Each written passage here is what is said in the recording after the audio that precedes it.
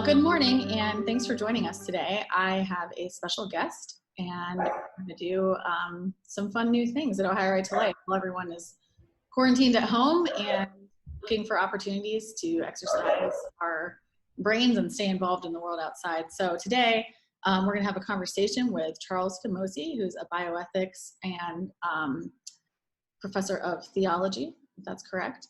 I'll read a bit of his bio here in just a minute, but he is a professor of Christian ethics at Fordham University, a bioethicist, and an author of multiple books, which I'm sure he'll mention as we get into this conversation. So welcome, Charlie. It's my pleasure to be with you. Great. So we asked Charlie to be here today to talk about the challenges we're facing as a nation during this pandemic, particularly with regard to the difficulties it might pose to our healthcare system and the conversations that have already started around rationing of care. So I want to explain Ohio Right to Life's interest in this issue.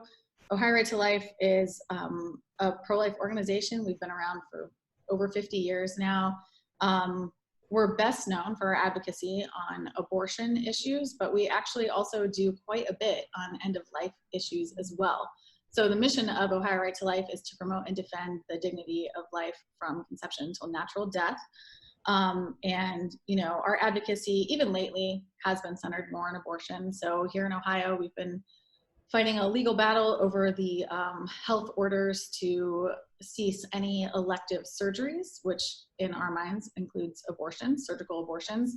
If there's a need for some sort of life-saving procedure, certainly those can still be done at hospitals, but we believe that Planned Parenthood and preterm and all these other clinics who are continuing to operate are doing so in violation of the director's health orders.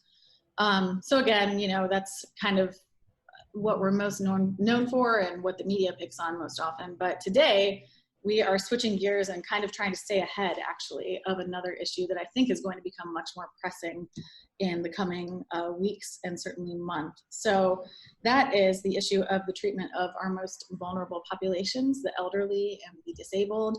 And, you know, as we face this shortage of certain medical equipment, certainly ventilators, protective gear for medical professionals, there are real concerns about care being rationed as more and more people present themselves at the hospitals and emergency rooms with symptoms of COVID-19. And so we have invited Professor Camosy here to talk a little bit more about that. So I am just going to turn it over to him for a moment.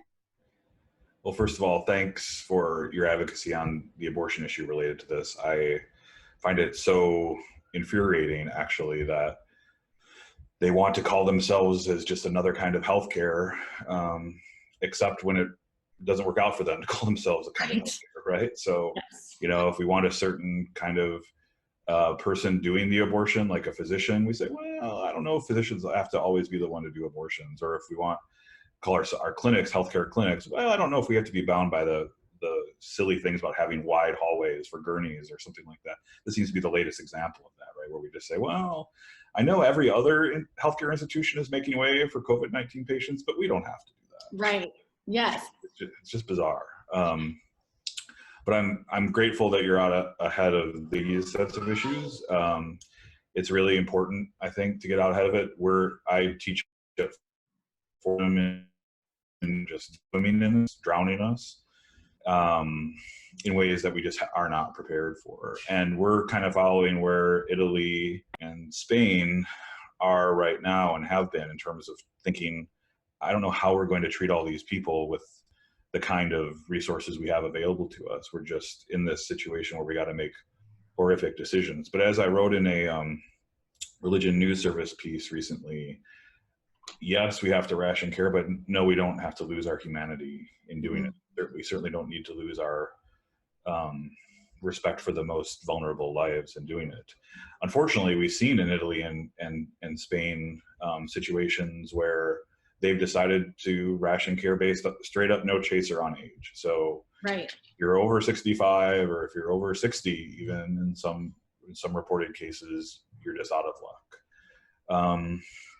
There may be, in fact, some situations where the U.S. tries to follow suit, or at least some places in the U.S. where they've tried to follow suit. I know you and I discussed Washington State as being one of those examples where they had a major conference call, according to reporting from the New York Times and others, of 300 some, or almost 300 clinicians. And one of the conclusions, at least in their draft protocol, was that if we're going to cut it off at a certain age. Yeah. That is a clear violation of the human dignity of our most vulnerable at the end of life. And they even did, I think they also did approve a protocol where physical ability and cognitive ability were also taken into account about whether you would get those kind of resources. The pushback from me and from others has been to say, we can't do that if we care about the very basic dignity of the human person. Yeah, absolutely. And, you know, even reading some of these headlines, I personally just feel kind of conflicted about some of these stories. I know there was a story about an Italian priest, even, who had more or less sacrificed his own, he sacrificed his life for another patient in an Italian hospital. And I mean, there is something very beautiful in that, right? Laying down one's life for another. But at the same time, the way that story was pushed out felt almost like this is the example, right? This is what we should aspire to. And that felt a little bit alarming to me. And it's already in a culture that discriminates deeply against the old and the sick and the disabled. I'm sure in your work with trying to resist the throwaway culture of euthanasia, you experience this all the time. Right. We tend to think of, in this country especially, people's value is residing in their abilities, their capacity to produce, whether they are a burden or a benefit to others. But that again is just totally contrary to the dignity of the human person that pro-life groups are so adept at fighting for. Right. It's not surprising that we've had some recourse to that kind of throwaway culture with regard to our elderly brothers and sisters and our disabled brothers and sisters. It was already here, and this can kind of exacerbate it. Yeah, definitely. So I want to switch a little bit to just the things that we might be seeing medical professionals kind of forced to do, the decisions they're forced to make right now. So I know you're not a medical professional, of course, but at present, we might be in some places in this country too far into this pandemic to flatten the curve, you know, so much that we've heard so much about the importance of that. And there is already overcrowding at certain ICUs and emergency departments and hospitals, particularly in New York, where you are, is really the epicenter of all of this. And so I'm sure you're hearing, you know, some stories about this and the experience of doctors. At this point, what guiding principles should medical professionals use if they are in a situation where they're forced to make choices about who can access specific treatment? And maybe more importantly, who should be making these choices? Yeah, it's really bad, Stephanie. It's really bad. I just was texting with a dear friend of mine who works at a hospital in the area, and she's in leadership in the hospital where she's at. And she described a situation yesterday where they had 3 patients crashing, as she called it, and 1 ventilator. And one of the results was that one of her fellow physicians literally bag vented the person, took a squeezy bag-like device to breathe for the person manually. Some of the early stages of thinking about this, there were some discussions from some doctors, could we actually recruit people to bag vent patients in a pretty obvious situation we're going to find ourselves, where the need for ventilators is outstripped by or the need outstrips our resources. I was zooming into a meeting of New York City ER residents earlier this week, and the fear is palpable. It's just so is bad.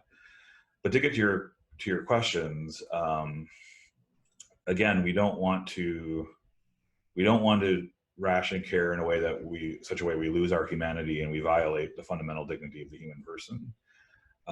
So what are some ways we might decide to ration care? Well, one would be on the basis of, well, first of all, I think they should almost all be first clinical indications, like clinically speaking, from the doctor's perspective, from the medical team's perspective, who is most in need of this, right? Who's going to crash and die without it? And then a second one would be who is most likely to benefit from it. So if you have a particular patient with significant comorbidities or underlying illnesses that make it unlikely they are to survive being intubated and put on a ventilator, that could be another basis on which you might ration care. And then two other ones are more controversial, but I think are at least worth talking about. One is giving preference to physicians themselves and nurses themselves and first responders who put their lives on the line for all of us in really heroic ways. I think that's worth talking about. And then maybe most controversial, but I still think worth talking about, is for people who enter these clinical trials for various drugs, which we're testing right now to try to help fight COVID-19. Should we give preference to those individuals if they're also willing to try what might be dangerous drugs to help the rest of us? Beyond that, I don't really think there ought to be rationing on the basis, certainly what we just talked about, on the basis of age, disability. Some try to get a little bit fancy and say, well, we're not going to discriminate on the basis of age. We're going to discriminate on the number of life years added that a particular intervention might result in. And that's another kind of utilitarian calculation that is kind of trying to get around the basic judgment, which is, yeah, we want to prefer those who are young and not prefer those who are older. Yeah. One last thing about who should do it, you mentioned, just really quick. This is a big thing for physicians right now. Many of those that I talk to in my work as a medical ethicist are so scared precisely because they were trained to do the opposite of all of this. They were trained to see the patient in front of them, advocate for the patient in front of them. And so they don't want, understandably, to be thinking about these cost-benefit analyses or who could benefit more. And so the New York state protocols for advocating ventilators, which they put together 5 years ago, 2015, says there should be like triage officers who do this kind of work, so that once a patient does get in front of a attending physician, the patient and the physician know that it is going to be a relationship between you and me. I'm not going to be thinking in the back of my mind, well, could somebody else really benefit from this ventilator more than you? Sorry, that was a lot, but I just wanted to finish. No, I think that's great. And you're kind of alluding to those same issues that we talk about when we're talking about euthanasia or physician-assisted suicide. That kind of quality of life question, almost. Yes.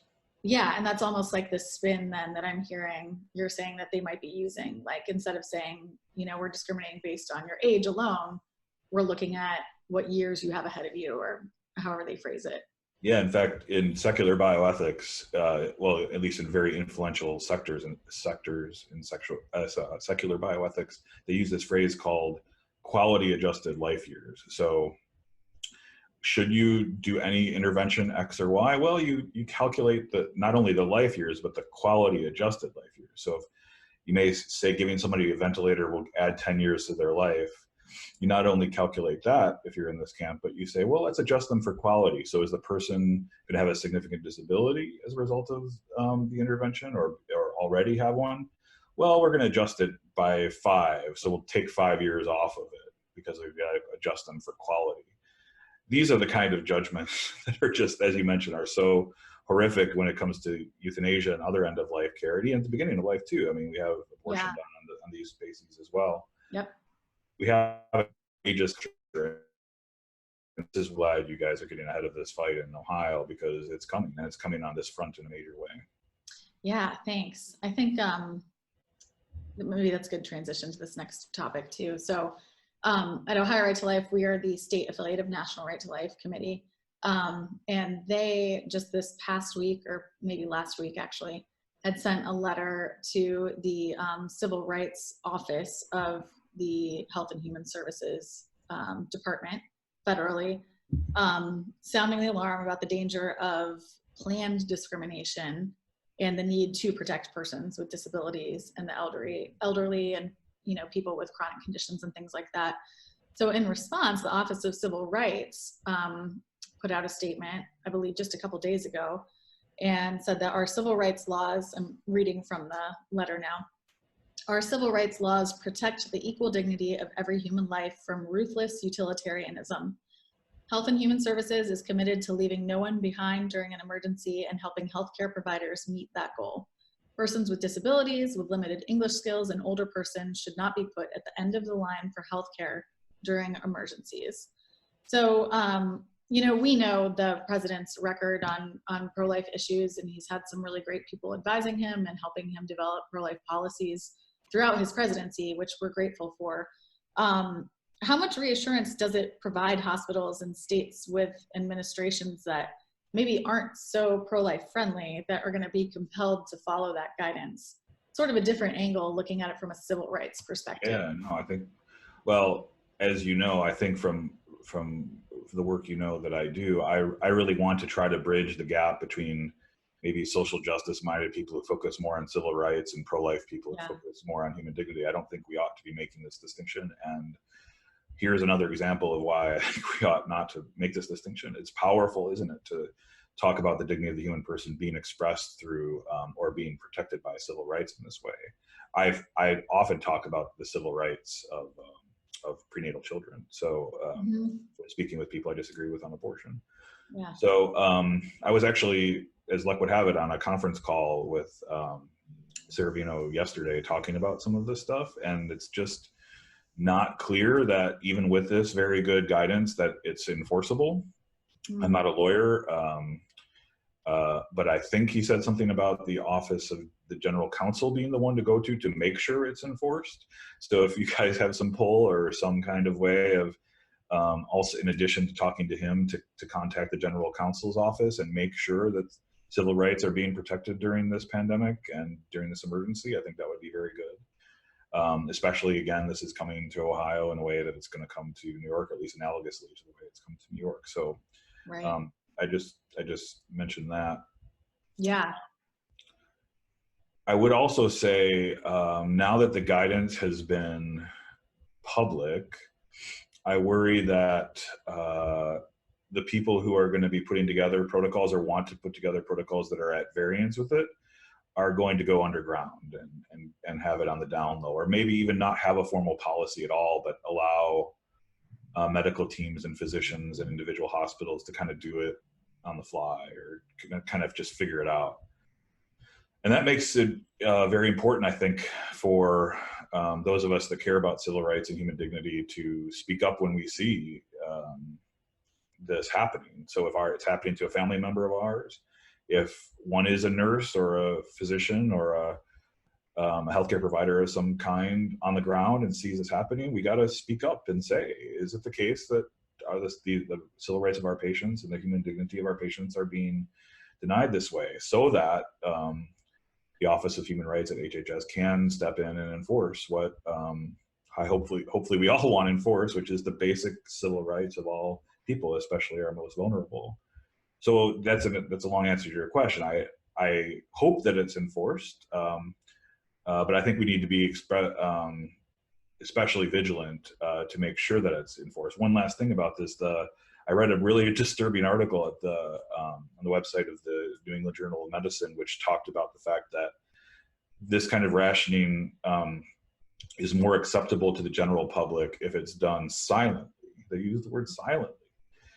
If there's one thing bioethicists agree on, and we don't agree on a lot, it's that whatever protocols in these situations are used or approved, it should not be done silently. It should be done transparently.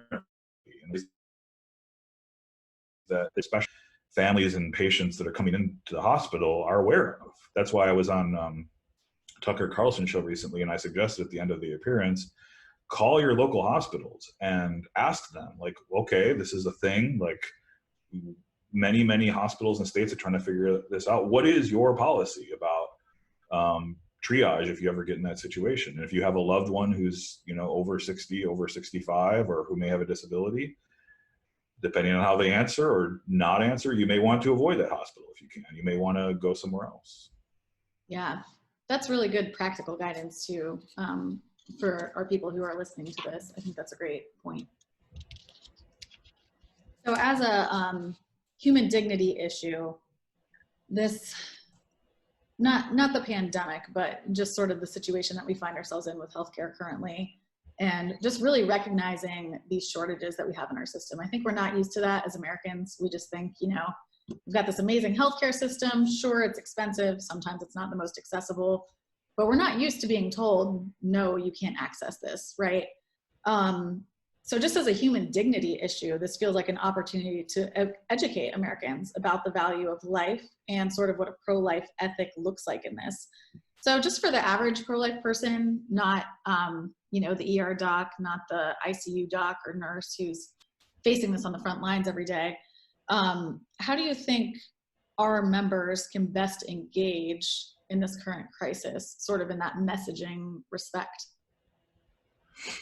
So I don't know whether it was the right thing to do or not. I think it's probably the right thing to do. But Catherine Lopez and I, she's another very strong pro-life public figure, wrote an op-ed in the New York Daily News praising Governor Cuomo for his pro-life approach to people, especially the elderly at the end of life in New York. He's been a champion for that. And he invokes his mother Matilda for this. I think he called it Matilda's Law or Matilda's Principle or something, about how we're not going to abandon our old in New York.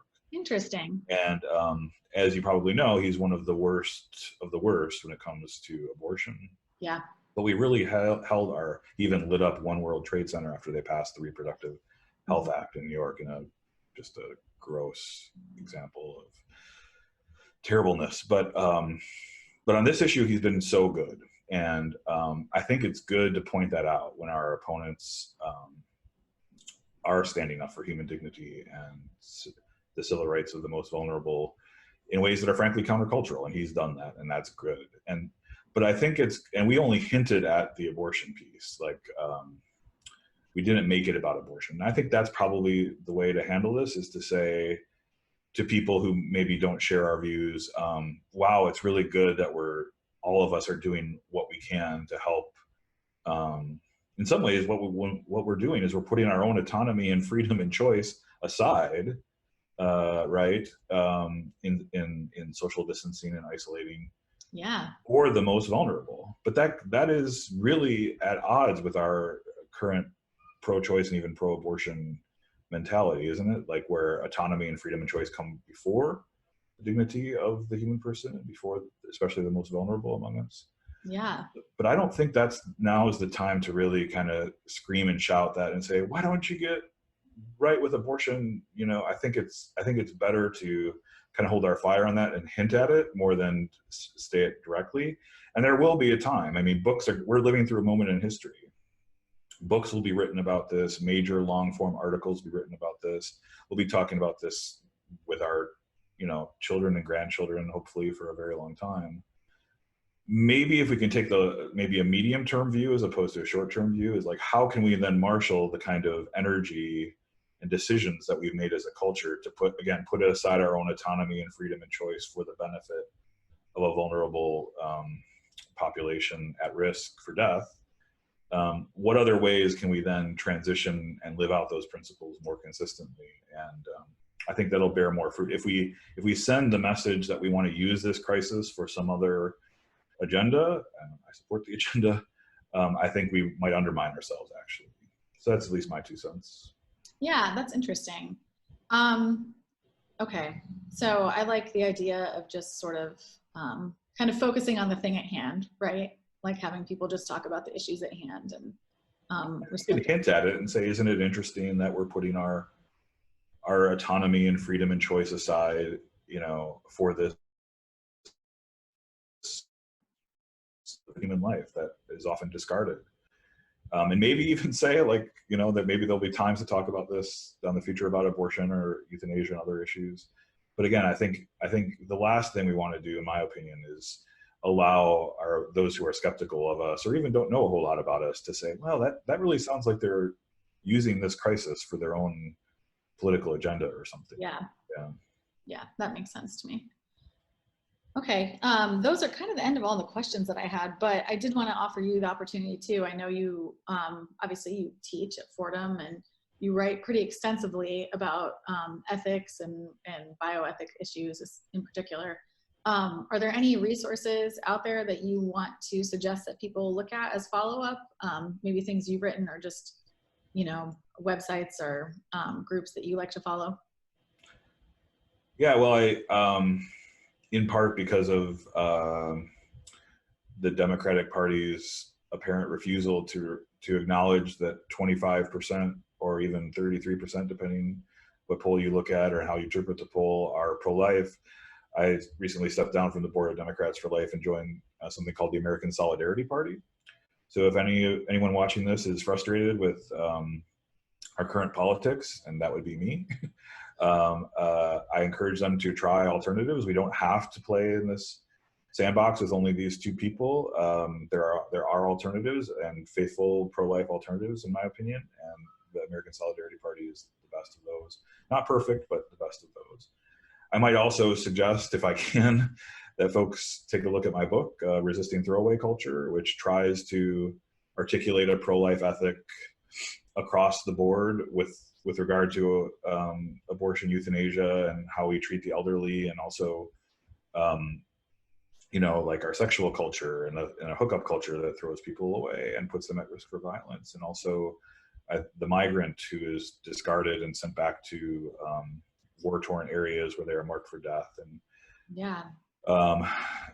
And maybe this would be a good point for me to end on. I in the book, I argue that a culture of encounter that Pope Francis talks about all the time is like our antidote to the throwaway culture. And one of the things that was countercultural about his saying that in my book was that we were already moving away from a culture of encounter toward a culture of isolation. Social media, ironically, has made us less connected to each other. Yes. People are desperately lonely. We're desperately lonely and already disconnected from each other, dying of suicide and other kinds of deaths of despair. I grew up in the Midwest, so I know and how it's different there than here in the East Coast. So things were already bad before this, and now with, I don't know, 2 months, 3 months of isolation from each other, what is that going to do to our humanity, to our relationships, to our culture, which is already moving away at this? So I really think the culture of encounter is so important. And when this is done, I really hope, especially pro-lifers and people of faith, can resist what I think is going to be a very serious trend, even after this is done, to not shake hands, not give hugs, not be in the presence of people, have more, ironically, Zoom meetings rather than face-to-face meetings. If I can just speak as a Christian now and as a theologian now, Christ came to us as a person, not as a document or as a book or as an idea. And we encounter Christ as a person in the scriptures, but also in the Eucharist. And I think Christians who believe that need to live that out, that our own encounters with each other also need to be embodied encounters. That the encounters with Christ as an embodied encounter changed people. And I don't think we're going to be able to change people. And importantly, as I write in the book, have ourselves changed by those encounters as well, unless we're committed to being in the presence of people through a culture of genuine encounter. But I guess that's a long way of saying I'm worried about what kind of culture we will have after this is all over, as hopefully it will be, when it comes to genuine encounters. So maybe that's one thing we can try to focus on after we're done, is really meet other people, make an explicit attempt to be counterculturally meeting people in their spaces in a genuine encounter. Yeah, I love that. It's a really great point. Say the name of your most recent book again. Throwaway. Sorry, it froze. Can you say it one more time? Oh, sure. Sorry. Resisting Throwaway Culture. There it is. Okay, great. So feel free to search out a copy of that. Again, Professor Camosy's written pretty extensively on a lot of pro-life ethic and moral and theological issues in a really interesting and engaging way. So certainly feel free to check those things out. So thank you so much for being here today, Professor. I really appreciate your time. This has been thanks for all your work at Ohio Rights Life. I'll continue to follow it on Twitter. Thank you. Yeah, and that's a great way to end this too. So this interview is going to be posted on our YouTube channel. We'll also run it on our podcast. And for all things news and pro-life Ohio happenings, be sure to visit our website, ohiolife.org. Sign up for our emails, give us a follow on Twitter. Certainly these days, while we're all kind of stuck indoors, we are much more active on social media. So we'll be there too. You can find us and engage with us there. So thank you again so much, and hopefully we'll talk again sometime soon. Thanks, Stephanie.